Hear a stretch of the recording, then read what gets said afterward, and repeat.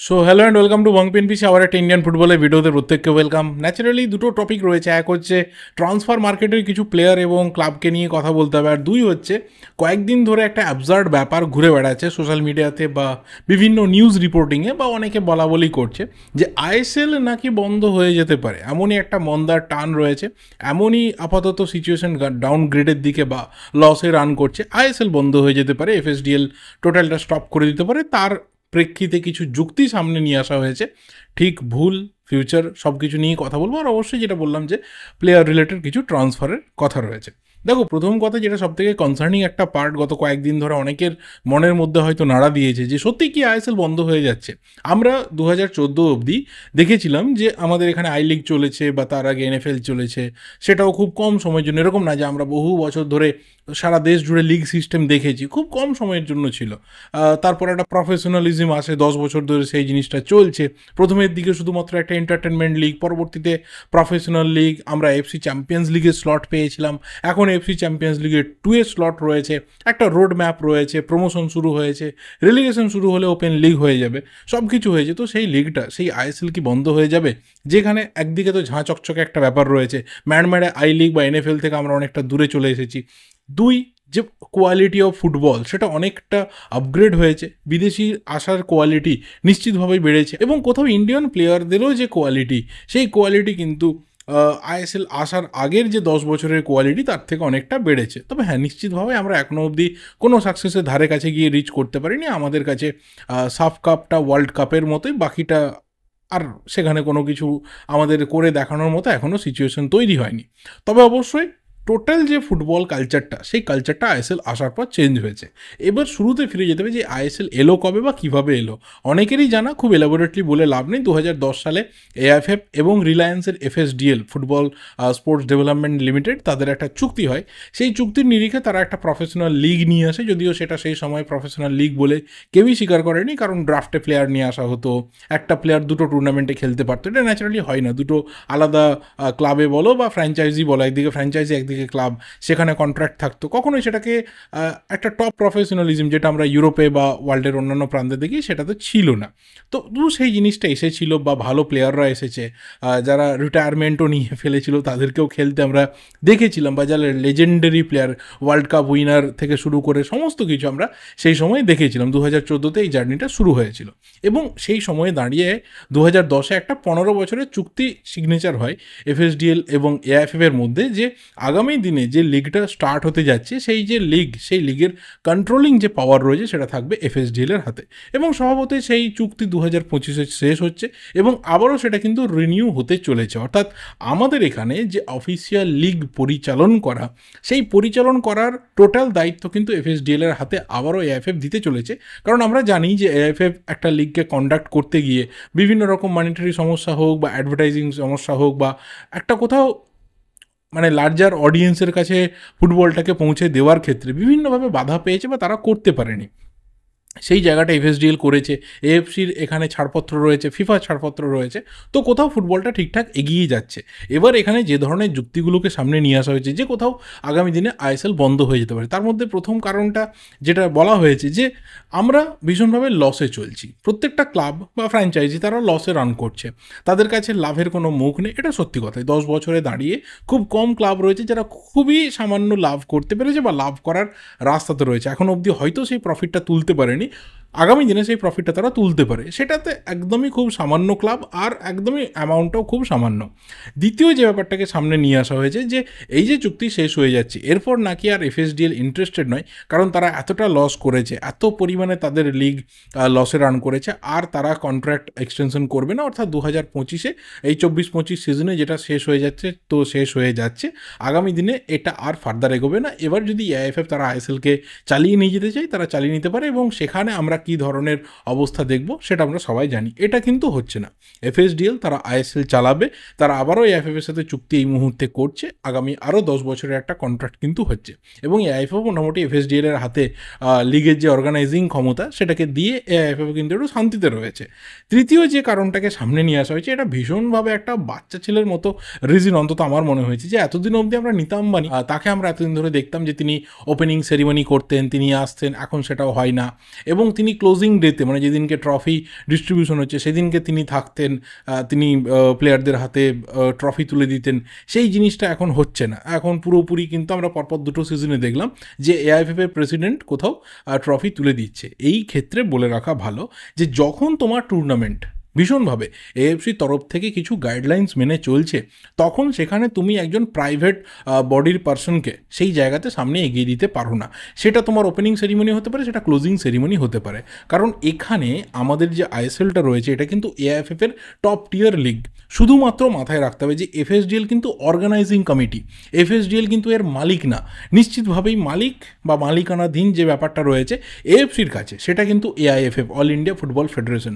এটা তাদেরই লিগ। শুধুমাত্র অর্গানাইজিং যে পাওয়ারটা রয়েছে, অ্যাডভার্টাইজমেন্ট থেকে শুরু করে সমস্ত ধরনের স্পন্সরশিপ বা যা কিছু, সেটা এফএসডিএলকে দায়িত্ব দেওয়া রয়েছে যে তারা পুরোটা কন্ডাক্ট করবে। মানে এটা ধরে নাও যে আমার একটা বাড়িতে বিয়ে বাড়ি হচ্ছে এবং আমি পুরো টোটাল যে বিয়ে বাড়ির কাজটা সেটা একটা ইভেন্ট ম্যানেজমেন্ট সংস্থাকে দিয়ে দিলাম। তো এর মানে এই নয় যে যে ইভেন্ট ম্যানেজমেন্ট সংস্থা দায়িত্ব নিচ্ছে এটা তার বিয়ে বাড়ি। এখানে কিন্তু এআইএফএফ এবং এফএসডিএল এর যে সম্পর্ক বা যে স্ট্যাটাস কোটা রয়েছে সেটা কিন্তু ঠিক এরকম।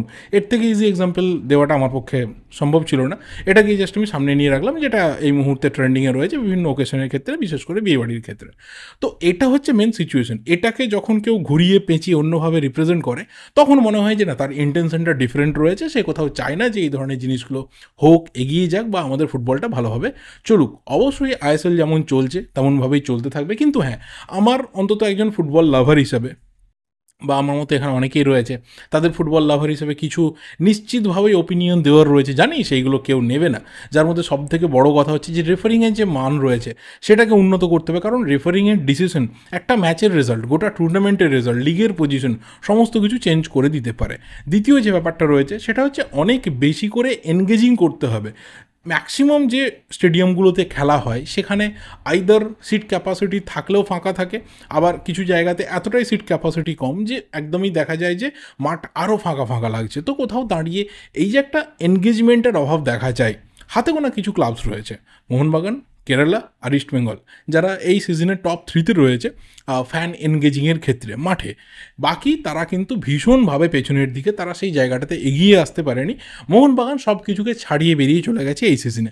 কিন্তু আমরা অবশ্যই চাইবো যে যতগুলো আইএসএল ক্লাবস রয়েছে বা ফ্র্যাঞ্চাইজিস রয়েছে প্রত্যেকের যেন ফ্যান এনগেজমেন্টটা বাড়ে, মাঠে যেন দর্শক বেশি করে যায়। আদারওয়াইজ তোমার রেভিনিউ যে রাস্তা রয়েছে সেই রাস্তা কিন্তু ওপেন হবে না। অ্যান্ড দ্য থার্ড থিং, যেটা সবথেকে বেশি ইম্পর্ট্যান্ট রয়েছে, যে রেভিনিউ শেয়ারিংটা, পুল রেভিনিউ যে শেয়ারিং রয়েছে, সেই রেভিনিউ শেয়ারিং কিন্তু এফএসডিএলকে প্রপার ওয়েতে করতে হবে। আদারওয়াইজ যখন তোমার টিম লস হচ্ছে, টিমগুলো যখন লসে রান করছে বা কিছু, তখন তারা টিম বিল্ড আপের পেছনেও মন দেবে না। দুটো সিজন হয়তো লসে রান করলো, দুটো সিজন খারাপ হয়ে গেল, থার্ড সিজনে এসে তারা হয়তো একটু ভালো টিম করার চেষ্টা করলো। এর ফলে একটা কম্পিটিশনে যে কোথাও প্রপার কম্পিটিটিভ এনভায়রনমেন্টটা দেখতে পাওয়া যায় সেটা আমরা মিস করি। কোথাও দাঁড়িয়ে কিন্তু এফএসডিএল বা এএফএফ তাদের যৌথ উদ্যোগে এই জিনিসগুলোকে রিকভার করার বা মেরামত করার ভীষণভাবে সময় এসেছে। তো আইএসএল যেমন চলছে তেমন চলতেই থাকবে, বাকি যা কিছু গুজব এই মুহূর্তে চলছে সেটাকে সাইডে রাখতে পারো। এরপর যদি কথা বলি কিছু ট্রান্সফার রিলেটেড ব্যাপার নিয়ে, তার মধ্যে একমাত্র যে ব্যাপারটা এখন সবথেকে বেশি চর্চাতে রয়েছে সেটা হচ্ছে লালেংমামিয়া আপুইয়া রালতে আগামী দিনে কি করতে চলেছে।